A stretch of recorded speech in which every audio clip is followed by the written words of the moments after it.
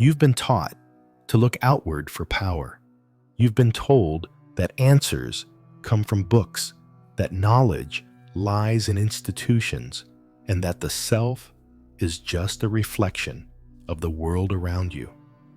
But Thoth, scribe of the gods, whisperer, of stars, master, architect of memory, taught something far more intimate, far more unsettling, and far more liberating, that everything begins within. Not metaphorically, not symbolically, but truly all begins within. You are not a receiver of truth. You are the source. And yet we live as though staring at our reflection in a mirror, forgetting that the image is not the source. The world becomes our obsession, our measurement, our prison. We chase validation, identity, divinity, everywhere, but the one place it eternally resides, the sanctuary of the inner temple. That secret chamber, encoded deep within the folds of consciousness, beyond personality, beyond narrative, beyond time. The emerald tablet begins. That which is below corresponds to that which is above, and that which is above corresponds to that which is below, to accomplish the miracle of the one thing. But before you can grasp this, you must step back from the world's noise. You must silence the mirror, return to the breath, and remember, all is mind. The principle of mentalism is not simply an idea. It is the field of being itself. You do not have a mind. You are mind. Your reality is consciousness crystallized. Thought is the first substance. Feeling is the sculptor. Belief is the architect. And experience is simply the echo. To awaken your inner temple is not to seek out some ancient artifact or distant land. It is to become still enough to hear the tremor of creation within you. It is to recognize that every room you walk into is furnished by the thoughts you carry. Every conversation is colored by the hue of your own self-image. Every opportunity, every obstacle, every pattern is a code written by the scribe of your own awareness. Picture a river at dawn. Mist curls above the surface. The waters are calm, but underneath currents flow with power. You are that river. Your mind's surface may ripple with thoughts, stories, fears, but beneath that layer is the current of original awareness, timeless and awake. Thoth whispers there. He says, you are not what the world made you. You are what you choose to see, feel, and believe in this very moment. You are both the builder and the blueprint. And so the first instruction is simple but not easy. Withdraw your senses not in rejection of the world, but in reverence of the self. Close your eyes. Let your thoughts slow. Ask yourself, not as a concept, but as a feeling. Who is watching this thought? Who breathes the breath? When you pause to ask, the temple door opens. In that stillness, you might feel the memory of something ancient, an intelligence older than your name, a knowing that once walked beside pyramids, carved language into light, and wrapped the sky in sacred geometry. That intelligence is not gone. It is not separate. It is you wearing the mask of modern life. Here is your mirror, but you are not the reflection. Sit, breathe, turn inward, not as escape, but as return. Speak silently. All is mind, and I am the center of this creation, not to control, but to co-create, not to force, but to remember, not to escape reality, but to realize its source. your own awakened mind. Inhale. Feel it, the breath that does not merely fill the lungs, but opens portals. You are not breathing air. You are breathing reality. You are translating the invisible into sensation, transforming the unmanifest into rhythm. With each breath, you touch the veil between worlds, and yet how rarely we notice. The principle of vibration tells us nothing rests. Everything moves, everything vibrates. From the trembling of electrons to the vast orbits of galaxies, all is in motion. And thought, yes, thought is motion too. A frequency, a ripple in the sea of the all. You don't merely think thoughts. You emit them, hum them, vibrate them into being. So, the breath becomes your teacher, your bridge. Breathe in, and you gather the raw material of creation. Breathe out, and you set into motion a frequency either of harmony or dissonance, clarity or confusion, light or shadow. The breath reveals you are never passive. You are never disconnected. You are always tuning the instrument of self. And when you learn to breathe consciously, not just mechanically, you begin to sculpt your state. You are no longer thrown about by the day, no longer bound by the weather of circumstance. You realize your internal rhythm precedes all outer manifestations. The ancient ones understood this. That's why initiates learned breath before they learned speech. For the breath is the original word. Now, recall the principle of polarity. Everything is dual. Everything has poles. Everything has its pair of opposites. Within you, light and shadow, peace and restlessness, faith and doubt, they are not enemies. They are degrees on a single spectrum. You are not broken.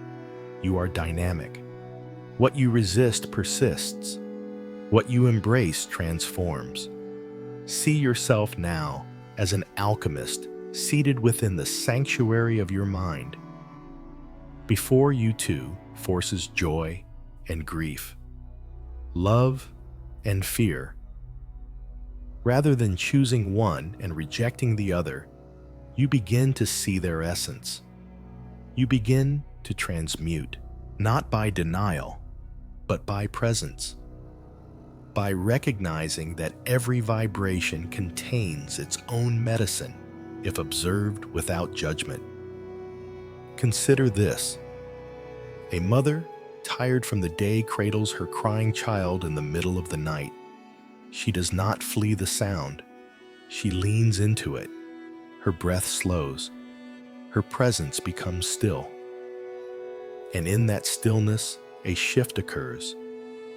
The child softens. The energy changes. She has not done anything, but she has transmuted chaos into calm through the frequency of her being. This is alchemy. You too can hold your inner chaos with such presence. You too can bring stillness to the trembling within, but it begins with reverence for rhythm. So today, begin with a ritual. It need not be complex. Sit quietly. Place one hand on your heart, the other on your belly. Breathe in for 4. Hold for 4. Breathe out for 4. Hold for 4. Repeat. Let your awareness rest in the spaces between. With each cycle, feel yourself tuning to the ancient pulse. The same rhythm that shaped the pyramids, that guided the Nile, that whispered through Thoth's quill.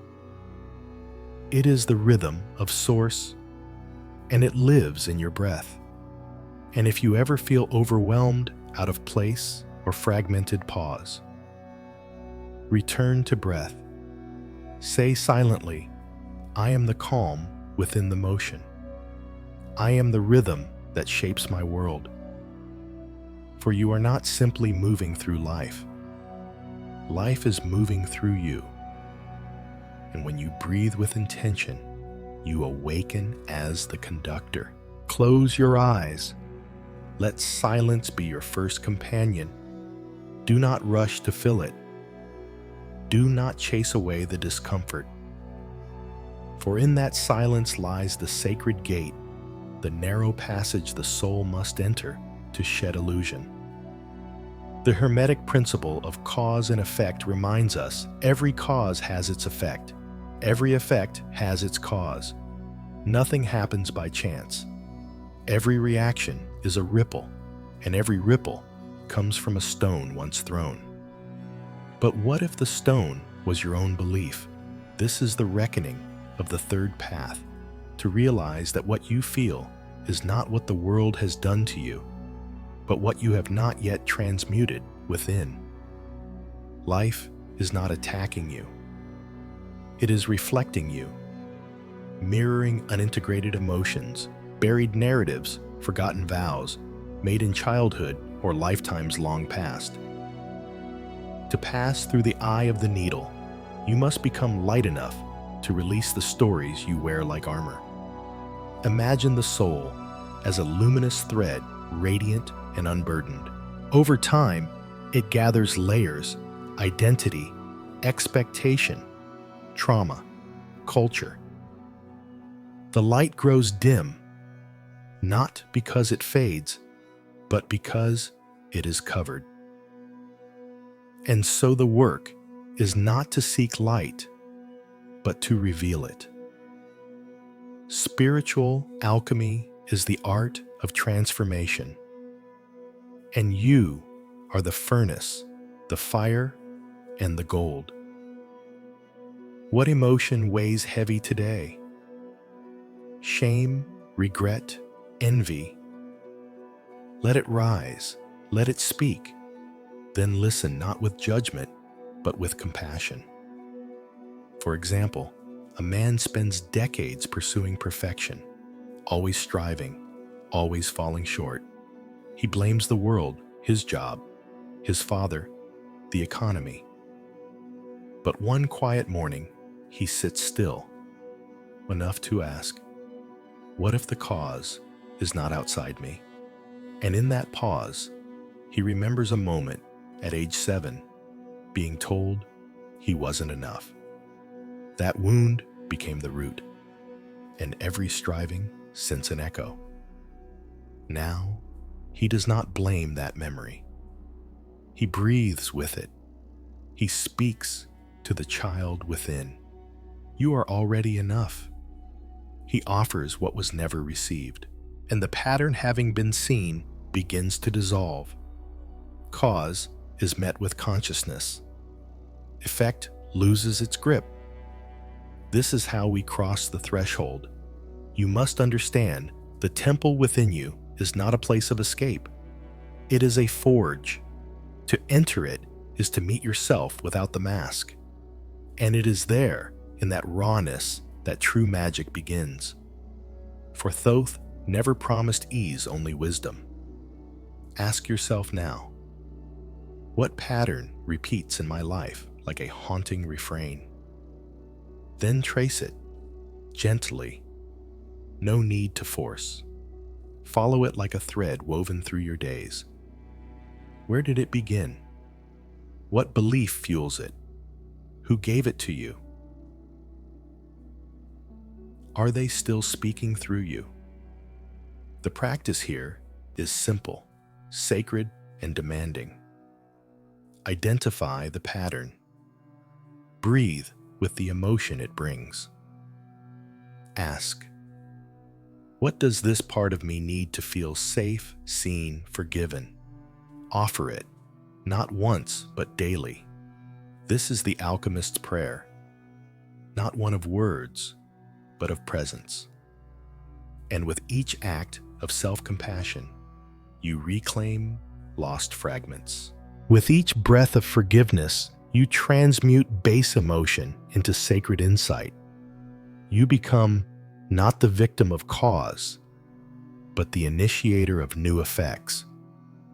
Thoth taught that true wisdom is not in knowing what caused your pain, but in choosing what it becomes. So do not fear your shadow.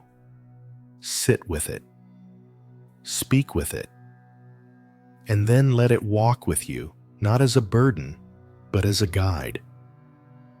You are not becoming divine. You are remembering that you already are. You have come far. Already, the outer noise grows dim. Already, your breath walks with you like a guardian. Already, the patterns once hidden are being seen in the soft light of awareness. Now, you stand before the next veil, the revelation of divine symmetry. Look closely, not with your eyes, but with your being. See the way a leaf mimics the shape of a galaxy. See how your heartbeat mirrors the ocean's tide. This is no accident. The principle of correspondence says, as above, so below, as below, so above. But listen deeper, there is more. Not only as above, so below, but as within, so without. As without, so within. Every cell in your body carries the echo of stars.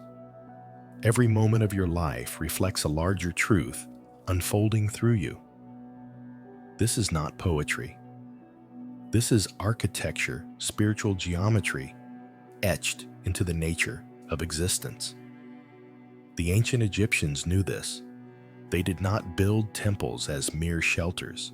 They built them as maps of the cosmos, external mirrors of the inner temple.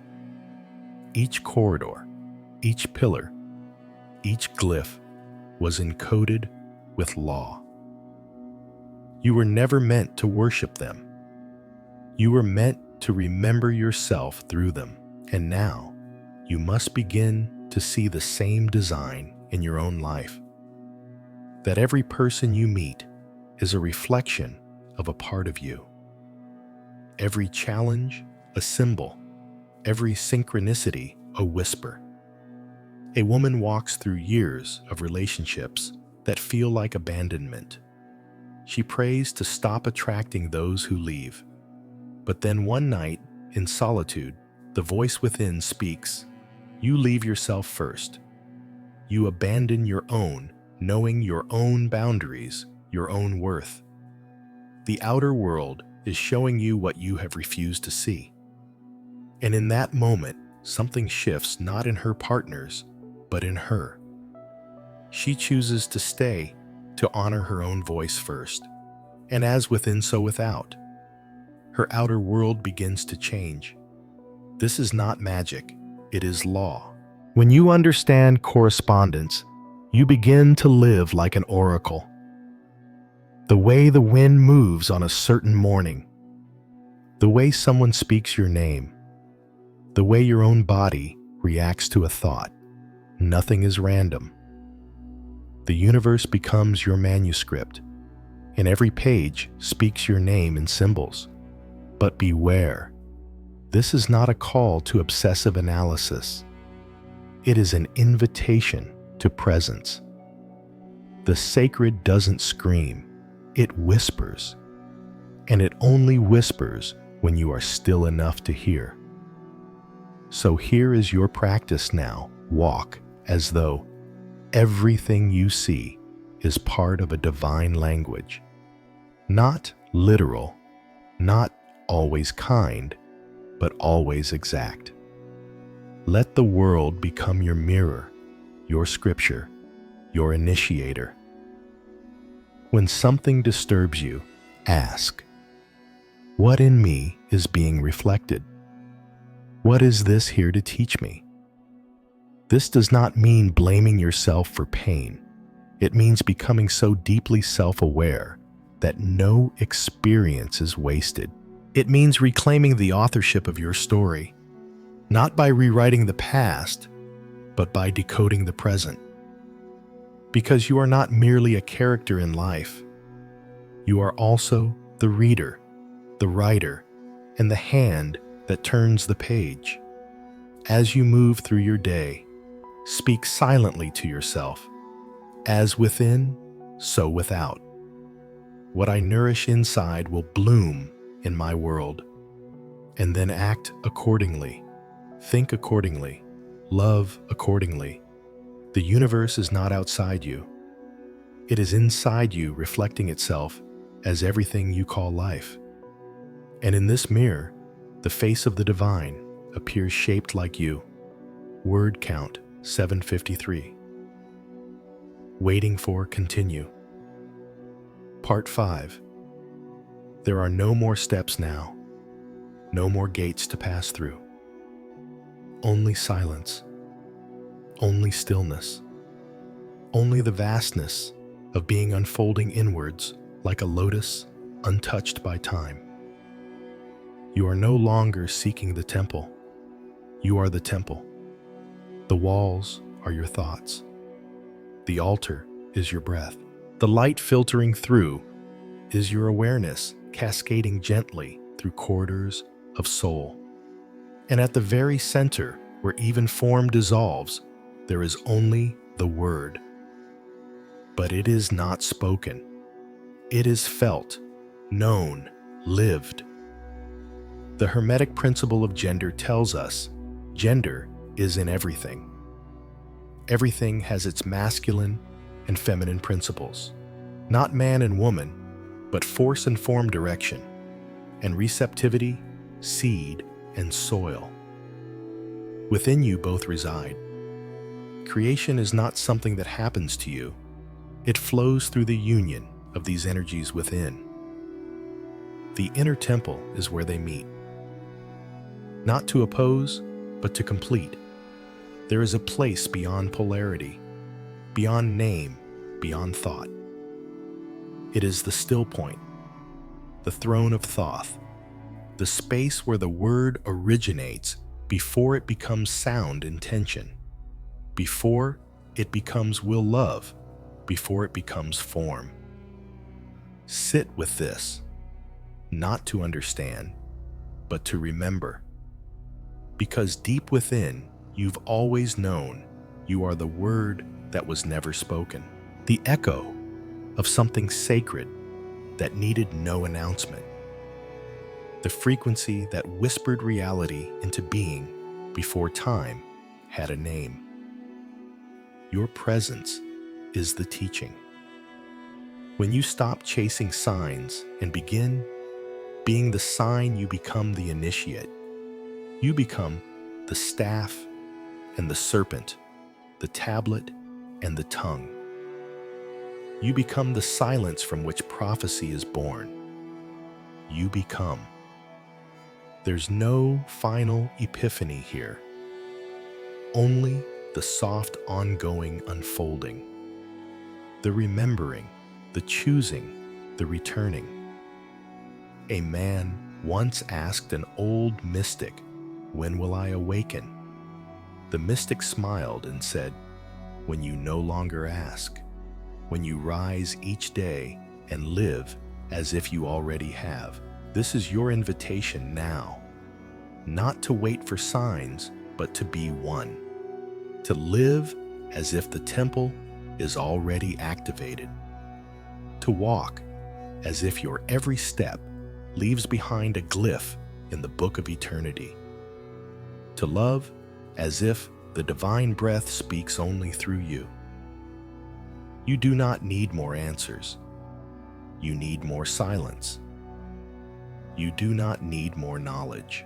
You need more remembrance. You do not need to find your path. You are the path. The word that was never spoken is waiting to be lived, not through perfection, but through presence. Through the quiet courage to choose your frequency in every moment, to speak only what aligns, to feel without drowning, to act with intention, to love without condition. From this space, creation moves, not chaotically, but consciously. You are not the echo. You are the origin. You are not the student, reaching for light. You are the flame that teaches without words. So pause now. Inhale. Let that breath be the word. Let your body become the scroll. Let your life be the temple, and your choices the sacred offerings upon its altar. And when the world forgets its divinity, as it often does, be the silent one who remembers. Not with sermons, not with pride, but with presence, with frequency, with the stillness of one who has touched the center. You are the alchemist, the initiate, the oracle, the scribe. You are the temple. You are the word. You are the all becoming aware of itself. You've walked the spiral inward, past mirrors and memories, into the quiet sanctum of your own becoming. What you've remembered here is not new. It is eternal, ancient, whispered through the Nile reeds carved into pillars beneath star-strewn skies, encoded in every breath you've ever taken. This is not an ending. It is a return to sovereignty, a return to silence, a return to the sacred knowing that your mind is the womb of the cosmos, your heart the seat of sacred fire. As within, so without. As above, so within. As you awaken, the world awakens with you. So now, carry this presence. Breathe it into your day. Let every word you speak be an echo of the word that was never spoken. Let your life become a living glyph, an offering to the temple you now know lives inside. And if this journey stirred something within you, a remembering, a longing, a resonance, stay close. Share your reflection. Subscribe to the path. Leave a comment and let others walk beside you. The temple is open now, not just for you, but through you.